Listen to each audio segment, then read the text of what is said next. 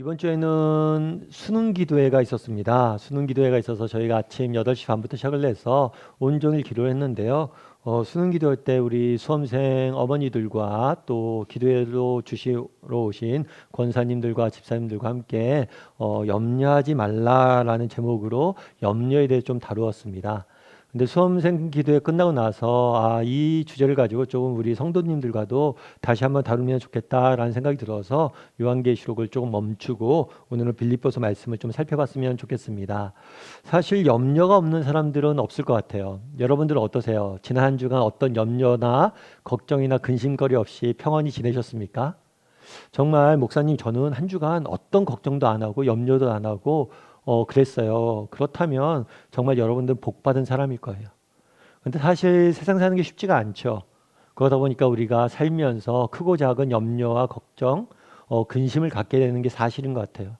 그래서 어떤 철학자 같은 경우에는 이런 표현까지 했어요. 염려란 인간됨의 실존적 본질이다. 그러니까 인간이라는 그 존재 자체가, 이 세상에 던져진 인간 자체가 염려를 하지 않고 살 수가 없다는 거죠. 그만큼 염려는 우리의 일상 속에서 늘 겪게 되는 문제가 아닐까 싶습니다. 특별히 올해이 이제 12월 달 첫째 주잖아요. 그럼 이제 저희가 연말이 되고 연초가 되면 한 해도 마무리하고 새해도 계획도 세우고 그러는데, 참 새해 계획을 세울 때 우리가 기대감도 있죠. 야, 내년 21년도죠. 21년도에는 어떤 일이 있을까? 기대감도 있지만 또 한편은 뭐도 생겨요? 염려도 되죠. 참 내년에 우리 가정에 또 내 삶에 우리 직장에 어려운 일은 없을까? 특별히 요즘은 코로나가 있기 때문에 불확정성이 굉장히 커졌습니다. 언제 이 코로나가 멈추게 될지, 아니면 코로나가 어떻게 될지, 이렇게 불확실성이 커지면 우리에게 염려나 걱정이 많이 될 수밖에 없는 것 같아요. 그래서 저는 오늘 여러분과 좀 이 염려의 문제를 좀 나눠봤으면 좋겠어요. 어떻게 하면 우리가 이 염려로부터 자유로워질 수 있을지, 어떻게 하면 우리가 이 염려로부터 자유로워져서 정말 평온한 가운데 우리의 인생들을 이끌어갈지에 대해서 함께 나누어 봤으면 좋겠습니다. 우리 6절과 7절 말씀을 다시 한번 읽어봤으면 좋겠는데요. 다시 한번 읽도록 하겠습니다. 같이 읽도록 하겠습니다. 아무것도 염려하지 말고 다만 모든 일에 기도와 간구로 너희 구할 것을 감사함으로 하나님께 아뢰라. 그리하면 모든 지각에 뛰어난 하나님의 평강이 그리스도 예수 안에서 너희 마음과 생각을 지키시리라. 바울은 오늘 본문 서두에서 이렇게 이야기합니다. 아무것도 염려하지 말라라고 명령해요. 명령. 그러니까 우리가 명령형으로 이 동사가 쓰여졌던 것을 우리가 알 수 있습니다. 그렇다면 염려하지 말라고 명령했다는 사실에서 우리가 차적을 알 수 있는 게 있어요. 그건 뭐냐면 이 염려라는 것이 선택과 의지의 문제라는 거예요. 만약 염려라는 것이 선택과 의지의 문제가 아니라면 이렇게 명령할 수 없겠죠. 근데 사실 우리는 그런 생각을 많이 해요. 염려가 뭐라고 생각하냐면, 인생을 살다 보면 우리가 여러 가지 어려움들이나 문제를 만나잖아요. 이 어려움들과 문제를 만나면 자연스럽게 생기는 감정이다. 문제를 만나니까 염려가 생겼다는 거죠. 그래서 이렇게 생각하는 거예요. 내가 염려하는 이유가 뭐예요? 이 문제나 환경 때문이라고 생각하는 거예요. 그런데 성경은 그렇게 이야기하잖아요. 네가 염려하는 이유는 뭐냐면, 염려는 선택이고 의지라는 거예요. 다르게 표현하면 네가 염려하는 이유는 뭐냐면, 네가 염려하기로 선택했기 때문에 네가 염려한다는 거예요. 사실 우리가 그런 경우를 종종 봐요. 같은 환경과 같은 여건이에요. 뭐 이번에 수능 기도가 있었지만 똑같이 자녀가 수능 시험을 봅니다. 자녀들이 성적도 비슷해요. 그런데 어떤 어머니는 염려가 가득하고 어떤 어머니는 염려가 적지요.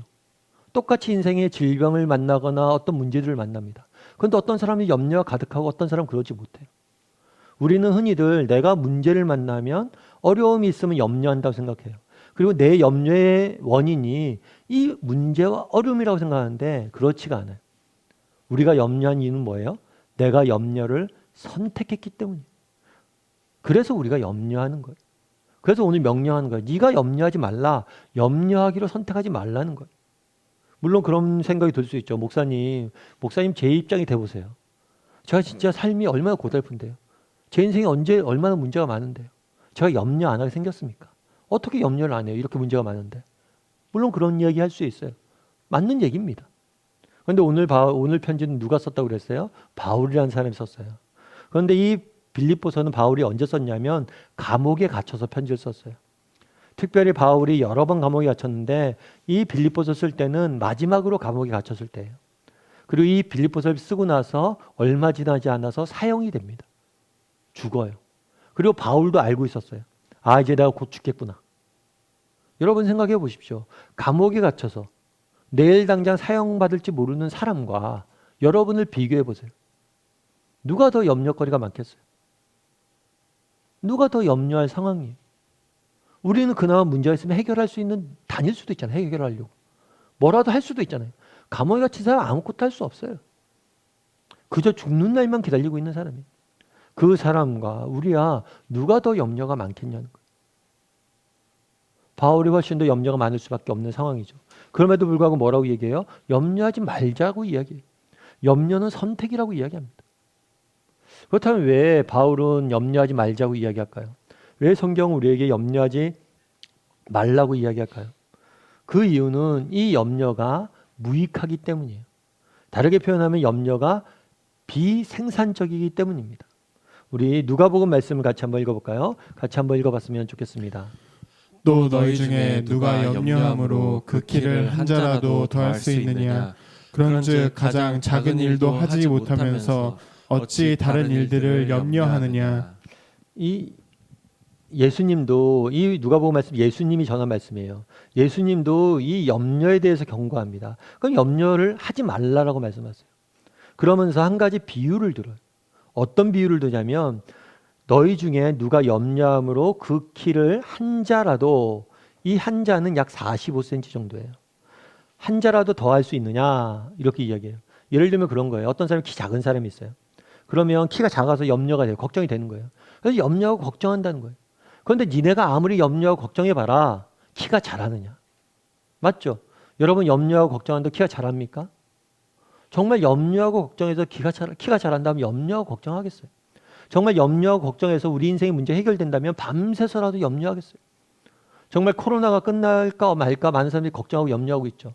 정말 우리가 걱정해서 코로나가 종식될 수 있다면 전 국민이 밤새 금식하면서 염려해야 돼요. 그런데 아무리 염려해도 뭐예요? 문제는 해결되지 않는다는 거예요. 니네가 아무리 염려해도 키가 안 자라지 않냐. 그런데 뭘 그렇게 니네가 염려하냐. 그날에 예수님께서 염려하지 말라라고 이 비유를 통해서 주고자 했던 메시지는 뭡니까? 이 염려는 무익하다는 거예요. 이 염려는 비생산적인 거예요. 아무리 염려해도 문제가 해결되지 않는다는 거예요. 그래서 문제를 염려하지 말라라고 이야기하는 거예요. 윌 로저스라는 분이 계세요. 이분은 영화 감독이자 칼럼니스트예요. 이 사람이 되게 재밌는 표현을 썼는데 이 염려를 뭐에 비유했냐면 흔들 의자에 비유했어요. 염려는 흔들 의자와 같다. 여러분 흔들 의자에 앉아 보셨어요? 흔드는 의자에 앉아서 몸을 움직이면 어떻게 됩니까? 앞뒤로 계속해서 움직이죠, 몸이. 그런데 몸을 아무리 움직여도 의자가 앞뒤로 움직이기만 하지 조금이라도 앞으로 나갑니까? 1cm라도 전진할 수 있어요? 아무리 흔들어도 전진하지 못해요. 마찬가지예요. 염려를 하면 염려를 아무리 많이 해도 뭐예요? 전혀 문제가 해결되지 않는다는 거예요. 그날에 왜 염려하지 말라고 이야기합니까? 염려한다고 문제 해결되지 않는다는 거예요. 그러니까 염려는 비생산적이란 거예요. 그런데 염려는 비생산적일 뿐만 아니라 해로운 거예요. 나쁜 거예요. 왜냐하면 이 염려는 우리를 상하게 하기 때문이에요. 오늘 본문에 보면 염려하지 말라라고 되어 있잖아요. 그런데 이 염려라는 단어가 헬라어 원어를 보면 어떤 의미냐면 마음을 나누다라는 거예요. 마음을 나누다. 마음을 찢다라는 표현이 더 가깝겠죠. 여러분 마음을 계속해서 조금씩 찢어 보십시오. 그럼 어떻겠어요? 얼마나 고통스럽겠어요? 아프겠어요? 이 염려가 그런 거라는 거예요. 이 염려하다 보면 뭐예요? 우리의 마음이 상합니다. 우리의 영혼이 상합니다. 뿐만 아니라 우리의 육신까지 상해요. 그래서 어떤 심리학자는 염려에 대해서 뭐라고 표현했냐면 가장 느린 형태의 자살이다. 이 사람도 굉장히 인사이트가 있는 거예요. 자살이라고 표현해요. 자살. 스스로 죽이는 거란 거예요. 염려가 아까 선택이라고 했잖아요. 뭐냐면 염려하기로 스스로 선택해서 스스로 죽이는 거예요. 그런데 어떻게 표현하냐면 느린 형태. 그러니까 당장 염려한다고 큰 문제가 안 생기는 것 같아요. 그런데 점점 염려하다 보면 뭐예요? 우리의 마음이, 영혼이, 육신이 상하게 된다는 거예요. 그날에 바울은 염려하지 말라라고 이야기합니다. 왜 염려하지 말라라고 이야기합니까? 정말 염려가 우리 인생에 무익하기 때문이에요. 염려는 비생산적이기 때문이에요. 염려한다고 문제가 해결되지 않기 때문이에요. 오히려 염려하다 보면 우리의 마음이 뭐예요? 찢어지고 우리의 영혼이 상하기 때문에 너희가 염려를 멈춰라. 염려하지 말라. 라고 이야기하는 겁니다. 바라기는 우리 다음의 식구들이 사실 염려가 들 때가 있죠. 그럴 때마다 염려 안 하기로 선택할 수 있어야 돼요. 염려는 선택이라고 했잖아요. 내가 염려하지 말아야지, 걱정하지 말아야지 하고 결단할 수 있어야 됩니다. 그래서 염려하지 않기로 선택함으로 염려하지 않을 수 있는 사람이 되었으면 좋겠어요. 물론 그러면 그런 얘기 들 수 있죠. 목사님, 염려가 돼요. 염려 안 하려고 해도 염려가 돼요. 염려가 나쁜 것도 알겠고 염려하면 안 되는 것도 알겠는데 염려가 되는데 어떡하죠? 그렇게 물을 수가 있겠죠. 맞아요. 그런데 이 바울이 이 염려와 관련해서 한 가지 깨달은 게 있어요. 그건 뭐냐면 우리 6절과 7절 말씀을 다시 한번 살펴봤으면 좋겠는데요. 6절과 7절 말씀을 다시 한번 읽어봤으면 좋겠습니다. 같이 읽도록 하겠습니다. 아무것도 염려하지 말고 다만 모든 일에 기도와 간구로 너희 구할 것을 감사함으로 하나님께 아뢰라. 그리하면 모든 지각에 뛰어난 하나님의 평강이 그리스도 예수 안에서 너희 마음과 생각을 지키시리라. 보세요. 아무것도 염려하지 말고 바로 붙는 게 있어요. 다만 모든 일에 뭐 하라고요? 기도와 간구와 하나님께 아뢰라. 그래서 기도, 간구, 하나님께 아뢰는 것, 이 세 가지를 세 가지 종류의 기도라고 설명하시는 분도 있어요. 그런데 그렇게 생각하기보다는 그냥 반복해서 표현한 거예요. 반복해서 표현하는데 조금씩 다르게 표현한 거죠. 그만큼 강조했다라고 여러분들이 생각하면 됩니다. 예를 들어서 그런 거잖아요. 아이들한테 뭐 부탁할 때도 중요한 건 뭐예요? 반복해서 얘기하죠. 얘야 꼭 오늘 이거 챙겨야 된다. 꼭 챙겨, 알았지? 꼭 챙겨야 되는 거야. 이렇게 이야기하듯이 반복한 거예요. 강조한 거예요. 바울이 염려로부터 자유로워진 비결이 있었어요. 그건 뭐예요? 기도예요. 기도. 오늘 본문에 보면 특별히 뭐라고 되어 있냐면 아무것도 라고 되어 있어요. 아무것도. 아무것도 염려하지 말라는 거예요. 큰 문제든지 크고 작은 모든 것을 뭐예요? 어떤 것도 염려하지 말라는 거예요. 그런데 좀 이상하죠. 목사님 정말 그래도 돼요? 아무것도 진짜 염려하지 않아도 돼요? 근데 이게 어떤 것도 염려하지 말라고 한 이유가 있어요. 그건 뭐냐면 염려의 특성 때문이에요. 염려의 특성 때문에. 다르게 얘기하면 염려는 우리의 상상력의 산물이. 그래서 마치 눈덩이처럼 여러분 겨울철에 눈덩이 굴리면 어떻게 돼요? 눈덩이 점점 커지는 거죠. 처음에 사소한 문제로 염려하기 시작했어요. 근데 염려하다 보면 이게 뭐예요? 점점 커지는 거예요. 제가 이번 주간에 저희 친구 목사한테 전화 받았는데 그 친구 목사가 그러더라고요. 이런저런 얘기하다가 자기 몸이 요즘 이상하대요. 요즘 이상한 현상이 생겼대요. 야, 난 요즘 좀 이러는데 너 어떠냐? 나는 괜찮은데? 너 몸 이상한 거 아니야? 병원 한번 가봐. 그랬더니 그 친구랑 뭐 이런저런 얘기하면서 그래? 야, 나 심각한 건 뭐 어떡하지? 나 지금 개척한 지 얼마 안 되고 이제야 겨우 자리 잡았는데 나 지금 병원 누워있으면 큰일 난다 우리 교회. 막 그러면서 얘기를 하는 거예요. 막 그렇게 얘기하다 보니까 어느새 수술 받은 거예요. 그러니까 그 염려가 그렇다면 몸 약간 이상한데 그거 갖고 염려와 걱정하다 뭐예요? 수술실에 우리가 가 있어요 이미. 이게 염려의 특징이라는 거예요. 염려는 상상력이 기반한 거예요. 수능 볼 때 아이들이 가잖아요. 시험장에 가잖아요. 걱정하기 시작하면 한도 끝도 없어요. 얘가 밥 먹다가 배가 아프면 어떡하지? 답안지를 밀렸으면 어떡하지? 주변에 혹시라도 큰 소리가 나면 어떡하지? 한도 끝도 없어요. 왜요? 상상력이 기반한 것이기 때문에. 그래서 정말 작은 것 하나도 염려하기 시작하면 이게 점점 커지는 거예요. 그래서 오늘 보면 뭐라고 얘기한 거예요? 아무것도 염려하지 말라는 거예요. 그런데 재밌는 거는 이 아무것도가 그 다음에 바로 뭘로 연결되냐면 모든 일에. 아무것도가 모든 일. 그러니까 모든 일에는 뭐 어떤 일도 있어요? 큰 일도 있고 작은 일도 있죠. 이 모든 일을 뭐예요? 기도하라는 거예요. 그러니까 이런 거죠. 여러분 염려가 딱 들어요 마음에. 그럼 그 순간 뭐예요? 기도하라는 거예요. 모든 일.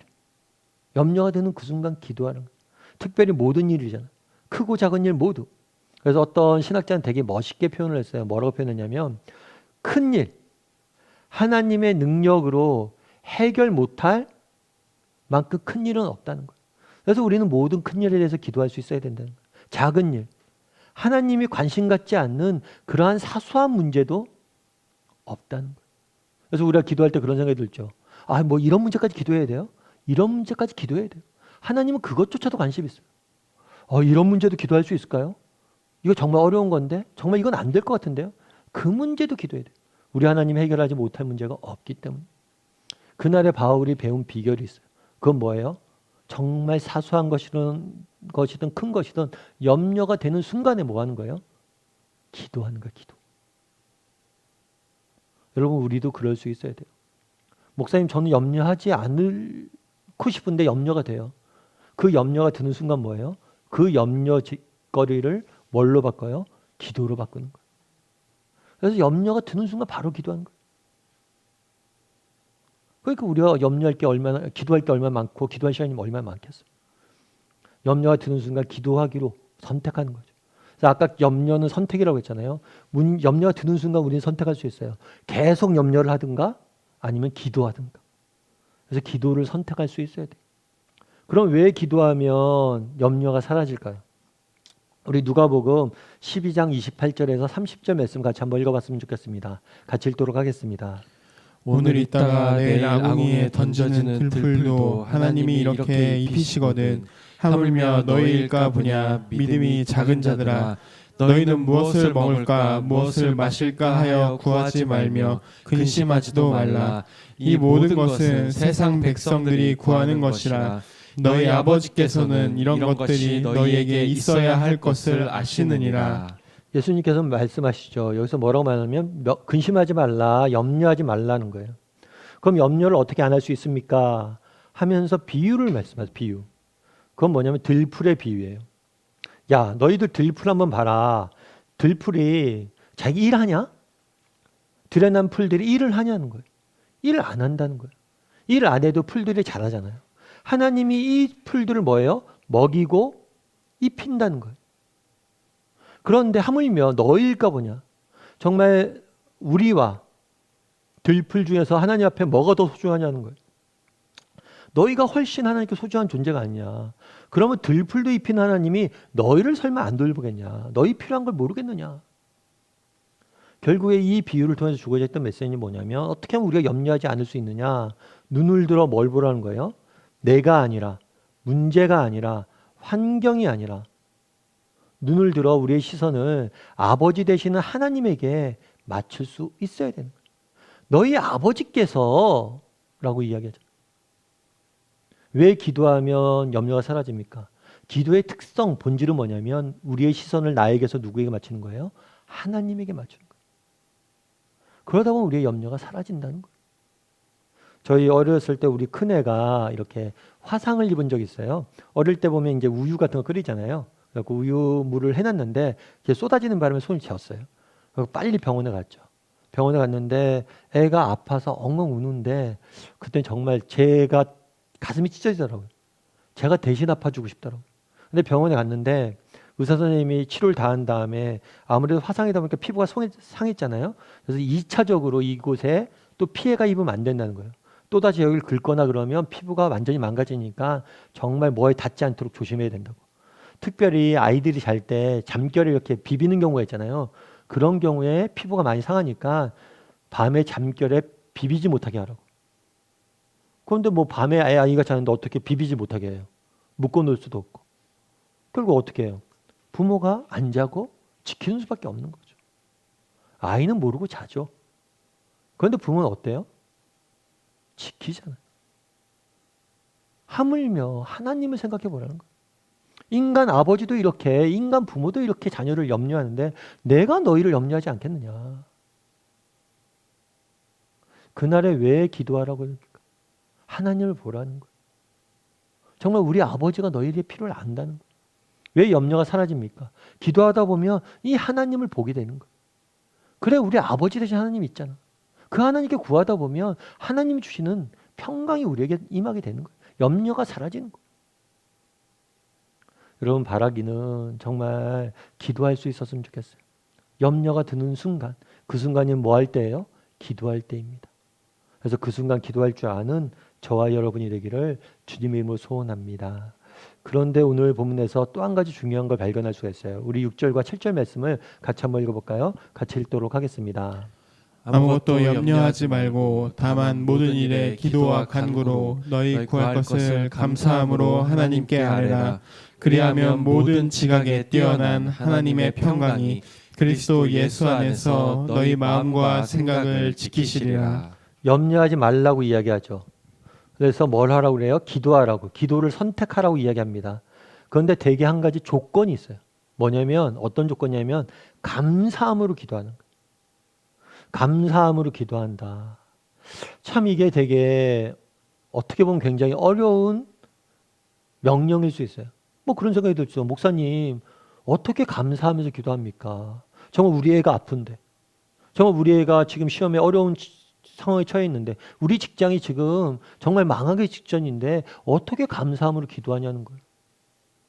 사실 그렇죠. 기도를 한 거 할 수 있어요, 목사님. 그런데 감사하면서 도저히 기도가 안 돼요. 그런 생각이 들 수가 있어요. 맞죠? 그런데 앞서 얘기했던 것처럼 오늘 이 편지 누가 썼어요? 바울이 썼어요. 바울 입장을 한번 생각해 보자는 거예요. 바울이 지금 어디서 썼다고 그랬죠? 감옥에서 썼다고 그랬어요. 사실 우리는 감옥을 안 가봤어요. 그래서 감옥이 어떤 곳인지 우리 잘 모릅니다. 최근에 뭐 지난번에 한번 말씀드렸지만 제 아는 후배가 이렇게 잠깐 국내에 들어올 일이 있었어요. 그래서 2주간 자가격리를 했어요. 근데 자가격리를 하는데 정말 죽겠다는 거예요. 처음에 꿈도 있었죠. 계획도 있었죠. 야, 2주 동안 이제 사람도 못 만나고 어차피 갇혀 있으니까 책도 읽고 글도 쓰고 뭐 인터넷도 하고 그래야겠다 하고 책이며 컴퓨터만 다 들고 왔대요. 근데 한 이틀 지나니까 도저히 못 하겠더라고요. 그러면서 그 친구가 그런 얘기 하더라고요. 그 친구 같은 경우는 그런 경우가 있었어요. 방에 이렇게 빌린 거죠. 숙소를 빌려서 방 하나, 화장실 하나, 그리고 문 앞에 음식을 갖다 주면 먹고 그렇게 지냈던 거예요. 2주 동안. 그런데 거실이 있는 사람이 부럽더라고요. 거실만 이렇게 나갈 수 있어서 너무 행복하겠다고. 그래서 요즘 어떻게 하냐면 이렇게 우리 가족들 중에 누가 오면 집을 쓰게 해주고 우리가 집을 비우잖아요. 밖에서 지내잖아요. 우리야 뭐 밖에 낮에 자주 돌아다닐 수 있으니까. 근데 이 거실 하나 있다는 게 너무나 큰 차이라고 이야기를 하더라고요. 그 친구가. 그러면서 뭐라고 얘기했냐면 형 진짜 죄 지으면 안 되겠다고. 감옥 가면 못 살 것 같다고. 갇혀 있다는 거. 그리고 게다가 바울은 사형수잖아요. 감옥에 갇혀서 죽음을 기다리는 사람이 감사할 일은 뭐가 있어요? 감사하면서 기도할 일은 뭐가 있어요? 그런데도 뭐라고 이야기하는 거예요? 감사하면서 기도하자는 거예요. 그러면 바울이 어떻게 이렇게 감사하면서 기도하자는 거예요? 이유가 뭐예요? 그 이유가 뒤에 나와 있어요. 뭐라고 나와 있냐면 감사함을, 이건 전제예요. 기도할 때 우리가 어떤 전제를 갖고 있냐? 감사함을 하자. 근데 하나님께 기도하는데 그리하면 모든 지각에 뛰어난 하나님의 평강이 너희의 마음과 생각을 지켜줄 것이다. 염려가 사라진다는 거죠. 그런데 하나님에 대해서 표현할 때 뭐라고 표현했냐면 모든 지각에 뛰어난 하나님의 평강이 지킬 것이다. 그럼 이 모든 지각에 뛰어난이라는 표현은 뭐냐는 거예요.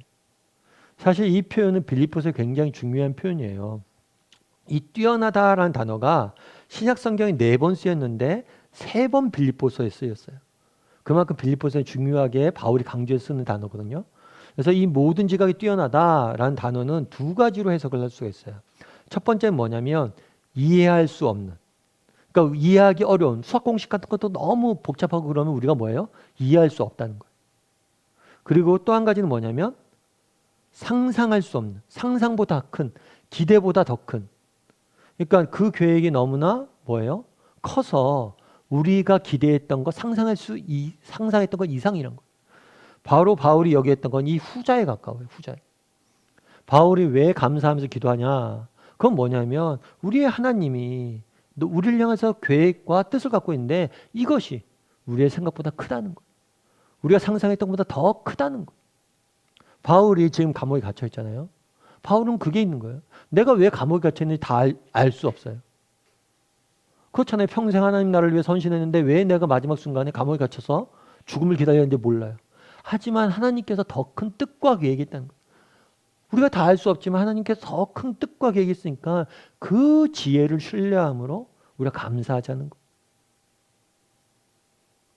사실 바울이 어떻게 왜 감옥에 갇혔는지 잘 이해가 안 돼요. 하나님 왜 그렇게 하시는지 모르겠어요. 근데 한 가지 우리가 알 수 있는 것 이유 중에 한 가지가 있어요. 그건 뭐냐면 바울이 지금 빌립보서를 썼잖아요. 근데 오늘 본문이 뭐예요? 아무것도 염려하지 말라라고 이야기하잖아요. 근데 바울이 만약에 이 편지를 왕궁에서 썼어요. 정말 왕궁에서 쓰고 정말 온갖 호의호식을 다 누리면서 썼어요. 그러면 우리가 아무것도 염려하지 말라라고 이야기하면 그런 얘기할 수 있겠죠. 아, 우리도 바울이라면 염려하지 않겠다고. 나도 왕궁에 있으면 염려 안 하지. 하는데 감옥에 있는 사람이 뭐예요? 염려하지 말라라고 하니까 우리의 감동이 오잖아요. 바울이 마지막 순간에 감옥에서 옥중 서신을 썼습니다. 그런데 이 옥중 서신들은 다 주옥 같아. 이 서신을 통해서 많은 초대교회 성도들이 위로를 받았고 오늘날 우리도 위로를 받고 있어요. 그런 의미에서 감옥에 갇힌 게 아무런 의미가 없는 그런 일들은 아니었다는 거예요. 바울에게. 다 알 수는 없지만 우리에게 그런 것들이 있을 수 있다는 거예요. 바울이 어떻게 그날에 감사함을 기도할 수 있느냐. 그것은 하나님의 지혜를 신뢰했기 때문이에요. 우리가 어떻게 하면 염려로부터 자유로울 수 있습니까? 그것은 무엇입니까? 기도해야 돼요. 기도할 때 특별히 무엇을 신뢰하면서 기도해야 돼요? 하나님의 지혜를 신뢰하면서 기도해야 돼요. 지금 내게 당장 이런 어려움과 아픔이 있지만 하나님께서 이런 것들을 통해서 더 귀한 것도 우리에게 주실 것이다. 우리 코로나로 인해서 가족들이 모여서 온 교회가 모여서 함께 예배하지 못하잖아요.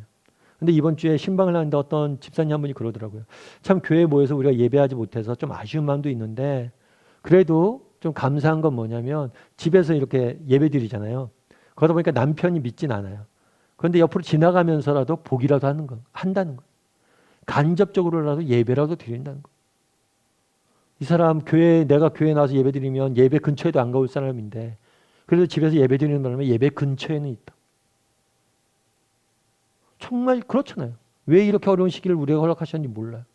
하지만 이걸 통해서 주는 유익도 있다는 거예요. 하나님의 지혜를 다 어떻게 알겠냐는 거예요.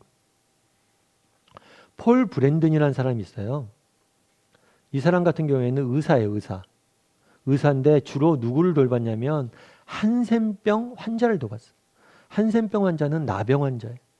근데 이 사람이 얘기하는데 한센병이 어떤 병이냐 했을 때 가장 한센병 우리가 알고 있는 나병은 피부가 썩고 막 이렇게 되는 그런 병이잖아요.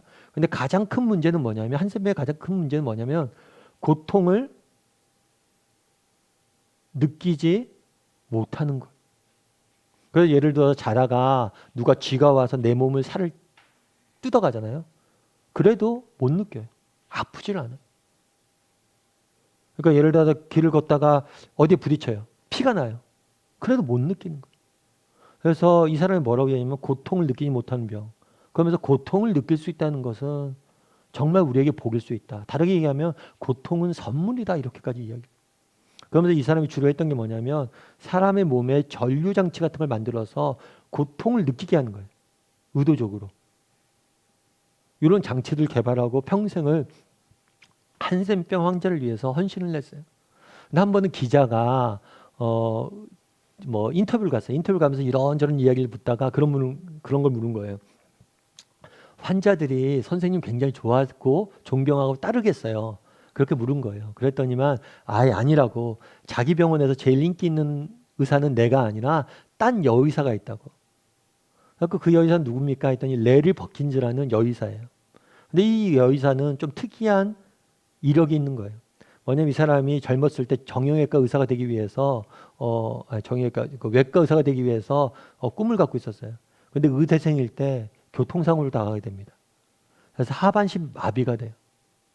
그러니까 외과 의사로서의 꿈은 수술을 못하죠. 이제 끝난 거예요. 이렇게 절망에 있었을 때 이 폴 브랜든이라는 사람이 이 여의사를 픽업을 해요. 그래서 나와 함께 한센병을 고치는데 좀 헌신하자. 그래서 이 여의사가 이곳에서 일하기 시작한 거예요. 그러면 이 폴 브랜든이 그런 얘기를 한 거예요. 의술은 사람을 못 고칩니다. 그런데 휠체어는 사람을 고칩니다. 그러니까 사람들이 이 여의사가 휠체어를 타니면서 자기 몸도 힘든데 환자를 돌보는 모습들을 보면서 이 의사는 우리의 아픔을 알고 정말 자기가 저런 몸에도 우리를 헌신하는 모습에 감동을 받아서 병이 낫는다는 거예요. 진짜 필요한 건 의술이 아니라 이런 마음이라. 어쩌면 그런 거겠죠. 이 여의사 입장에서는 젊은 날 꿈이 있었잖아요. 정말 사람들을 내가 고치는 그런 의사가 되겠다. 그런데 가장 훌륭한 의사가 되어 있다는 거. 그렇다고 해서 우리가 이런 고통들을 당해야 되고 이런 사고를 경험해야 된다는 이야기가 아니에요. 하나님께서 우리의 실패마저도, 정말 우리의 아픔마저도, 우리의 절망마저도 뭘로 바꿀 수 있는 거예요? 더 선한 것으로 바꿀 수 있다는 거예요. 그걸 통해서 일하시는 분이란 거예요. 그러니까 지혜를 신뢰하자는 거예요. 비록 바울이 감옥에 갇혀 있었지만 어떻게 알겠냐는 거예요. 이것을 통해서 하나님이 무슨 일을 할지 어떻게 알겠냐는 거예요. 그러니까 염려하지 말자는 거예요. 문제가 있죠. 어려움이 있죠. 그런 어려움과 문제가 없는 인생이 어디 있어요. 하지만 우리가 확신할 수 있는 건 있어요. 뭐예요? 우리 하나님의 지혜가 더 뛰어나다는 거예요. 이 문제가 있고 어려움이 있지만 하나님께서 더 큰 지혜로 우리의 인생을 이끌어갈 걸 믿자는 거예요.